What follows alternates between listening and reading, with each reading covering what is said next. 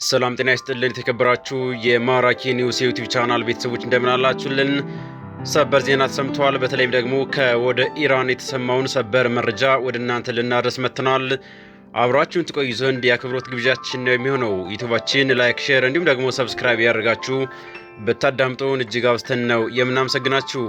በሆርሙዞች መጥ የነዳጅ ጫኝ መርከቦች ላይ ተከታታይ ጥቃት መፈጸሙን የተሰማው በዓለም አቀፉ የነዳጅ መስመር ላይ ከፍተኛ ስጋትም አንዣቧል ተብሏል። በዓለማችን ትልቁና ስትራቴጂካዊ በሆነው በሆርሙዞች መጥ ላይ በ24 ሰዓታት ውስጥ በሶስት የተለያዩ የንግድ መርከቦች ላይ ጥቃት መፈጸሙን የብሪታንያ ወታደራዊ ባለስልጣናት በይፋ አረጋግጠዋል።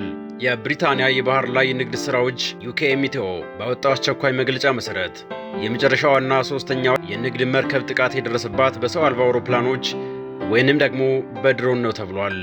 በጥቃቱ ምክንያት በነዳጅ ጫኝ መርከቧ ላይ ቀላል መዋቅራዊ ጉዳት የደረሰ ቢሆንም ምንም አይነት የሰው ሕይወት መጥፋትም ሆነ የመቁሰል አደጋ ሳይመዘገብ መርከቧ ጉዞዋን በሰላም መቀጠል ትችላለችም ተብሏል። ይህ የድሮን ጥቃት የተሰማው በኦማን የባህር ጠረፍ አቅራቢያ በሁለት የነዳጅ ጫኝ መርከቦች ላይ ሚሳኤል መሰል ጥቃቶች ከተሰነዘሩ ከጥቂት ሰዓታት በኋላ ነው። ቀደም ሲል ጥቃት ከተሰነዘረባቸው መርከቦች መካከል አንደኛዋ የኳታር የተፈጥሮ ጋዝ ጫኝ መርከብ ስትሆን በወቅቱም በደረሰባት ከፍተኛ ምት ምክንያት ቃጠሎ አስተናግዳም ነበር። ይህንን ተከታታይ ጥቃት ተከትሎ በባህር መስመሩ ላይ ያለው የደህንነት ስጋት ወደ ከፋ ደረጃ እንዲያድግም አድርጎታል።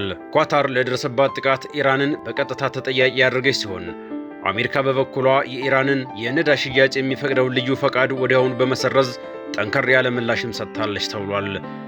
በጥቃቶቹ ሳቢያ በዓለም አቀፍ የነዳጅ ገበያና በኃይል አቅርቦት ላይ ከፍተኛ መናወጥ ሊከሰት ይችላል የሚለው ስጋት አሁን ላይ በእጅጉም በርትቷል።